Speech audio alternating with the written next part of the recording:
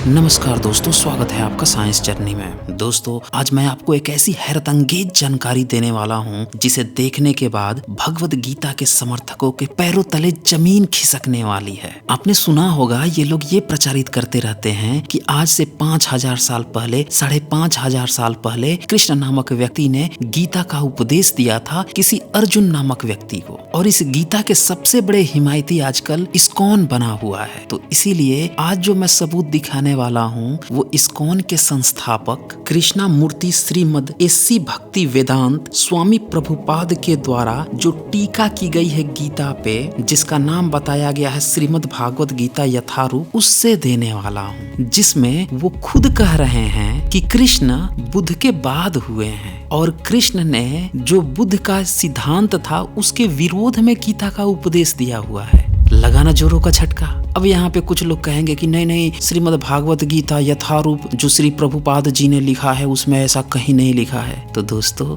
जरा ठहरिए, थोड़ा सब्र कीजिए, मैं एक एक सबूत खोल के दिखाने वाला हूँ। साइंस जर्नी चैनल साइंटिफिक सबूत देने के लिए ही जाना जाता है। सबूत देखने के लिए आपको इसी श्रीमद् भागवत गीता यथारूप का दूसरा चैप्टर का 26 श्लोक खोलना होगा। यहाँ पेज नंबर 93 है, चूंकि ये पुराना वर्जन है, नए वर्जन में आप चेक कर लीजिएगा, पेज इधर उधर हो सकता है। तो इस 26 श्लोक का अनुवाद करते हुए श्री श्री प्रभुपाद लिखते हैं, अथ चैनम नित्य जातम नित्य वा मन्य से कृतम तथापि त्वम महाबाहो नैनम सोचित तुम हर्षि। अर्थात किंतु यदि तुम यह सोचते हो कि आत्मा अथवा जीवन का लक्षण सदा जन्म लेता है तथा सदा मरता है, तो भी हे महाबाहु तुम्हारे शोक करने का कोई कारण नहीं है। अब इसका मतलब तो ये हुआ कि यहाँ पे जो कृष्ण है वो अर्जुन से यह कह रहे हैं कि देखो अर्जुन, अगर तुम भी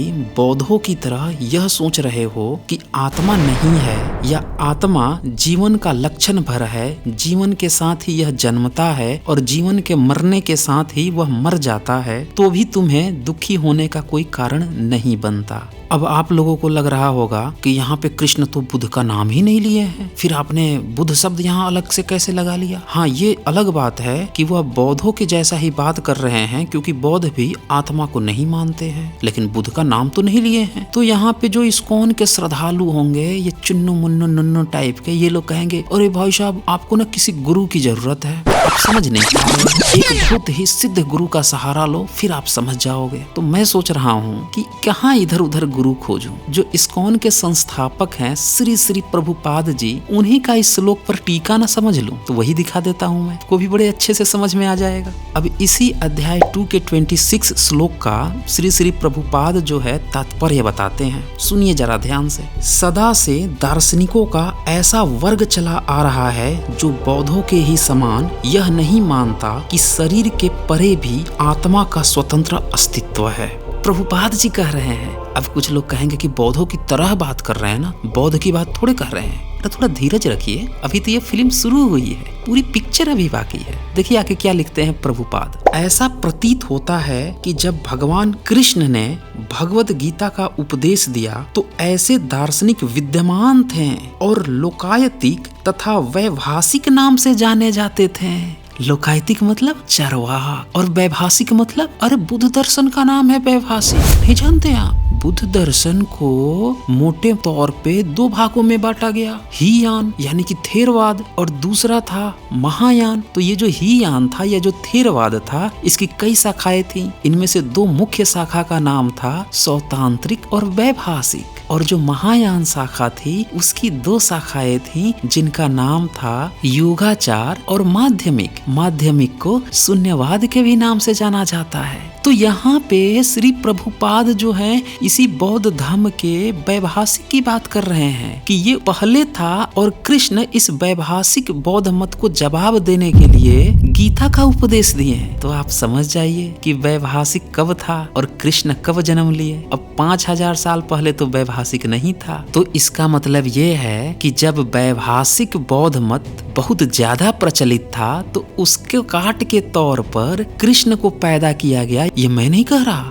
ये श्री प्रभुपाद जी कह रहे हैं। झटका लग रहा है ना? अरे ये आपके गुरुजी कह रहे हैं, अरे आप ही लोग कहते हो ना सिद्ध गुरु से उसका तात्पर्य समझो, तो इसीलिए मैं तात्पर्य दिखा रहा हूँ। अभी आगे सुनिए, अभी बहुत झटका लगने वाला है। अब प्रभुपाद जो हैं वो आगे लिखते हैं कि ऐसे दार्शनिकों का मत है। कैसे दार्शनिक? तो यही वैभाषिक, बौद्ध और लोकायतों की बात हो रही है कि ऐसे दार्शनिकों का मत है कि जीवन के लक्षण भौतिक संजोग की एक परिपक्व अवस्था में ही घटित होते हैं और आधुनिक भौतिक विज्ञानी तथा भौतिकवादी दार्शनिक भी ऐसा ही सोचते हैं। सुना आपने? प्रभुपाद कह रहे हैं कि जैसा बौद्ध सोचते हैं ना, वैसा ही आधुनिक वैज्ञानिक लोग भी सोचते हैं। साइंस वैसा ही सोचता है। इसका क्या मतलब निकाला जाए कि कृष्ण आत्मा का अंधविश्वास परोस रहे हैं। प्रभुपाद आगे लिखते हैं, उनके अनुसार शरीर भौतिक तत्वों का संजोग है और एक अवस्था ऐसी आती है जब भौतिक तथा रासायनिक तत्वों के संजोग से जीवन के लक्षण विकसित हो उठते हैं। आगे प्रभुपाद लिखते हैं, नृतत्व विज्ञान इसी दर्शन पर आधारित है। संप्रति अनेक छद्म धर्म जिनका अमेरिका में प्रचार हो रहा है, इसी दर्शन का पालन करते हैं और साथ ही शून्यवादी अभक्त बौद्धों का अनुसरण करते हैं। भी प्रभुपाद कह रहे हैं कि अमेरिका में प्रचार हो रहा है, शून्यवादी भी तो बौद्ध की ब्रांच है ना। अरे प्रभुपाद बोल रहे हैं ये बात। अब मुझे तरस आ रहा है उन चुन्नू मुन्नू नुन्नुओं पे जो बता रहे थे नास्तिकता का साइंस से क्या लेना देना। अरे ढपोर संखो,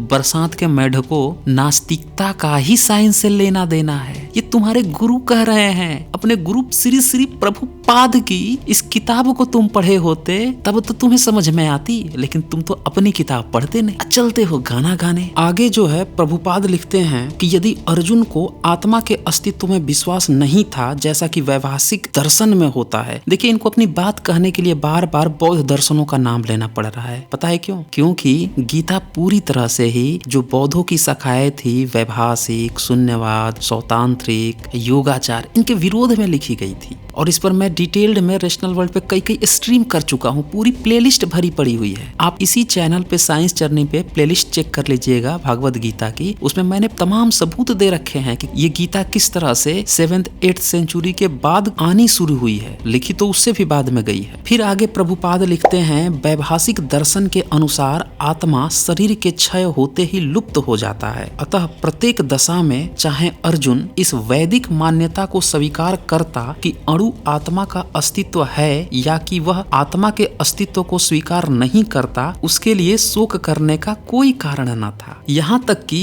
आगे प्रभुपाद यहाँ पे लिख देते हैं कि यदि आत्मा का पुनर्जन्म नहीं होता तो अर्जुन को अपने पितामह तथा गुरु के वध करने के पाप फलों से डरने का कोई कारण न था। किंतु साथ ही कृष्ण ने अर्जुन को व्यंग पूर्वक महाबाहु कहकर संबोधित किया, क्योंकि उसे वैभाषिक सिद्धांत स्वीकार नहीं था जो वैदिक ज्ञान के प्रतिकूल है। सुना आपने? इन लोगों को वैभाषिक सिद्धांत स्वीकार नहीं था बौद्धों का। और वहाँ पे ऐसी सिचुएशन आ रही थी कि वो बुद्ध ही बुद्ध दिखाई दे रहे थे। तब कृष्ण को उतर कर गीता का उपदेश देना पड़ गया कि बौद्धों की ये जो ब्रांच है उस पर तुम मेरी बात मानो। वो आत्मा नहीं मानते हैं, वो साइंटिफिक बातें करते हैं, तो थोड़ा अनसाइंटिफिक बन जाओ, अंधविश्वासी बन जाओ, अब पुनर्जन्म मान लो, मार काट दो। और ये सब बातें लिखी है इस्कॉन के संस्थापक श्री श्री प्रभुपाद ने। तो आपको समझ में आ गया होगा कि इस्कॉन के संस्थापक को भी ये बात पता है कि जो गीता है जिसमें 700 श्लोक हैं, जो महाभारत के अनुसार 746 होने चाहिए, तो ये श्लोक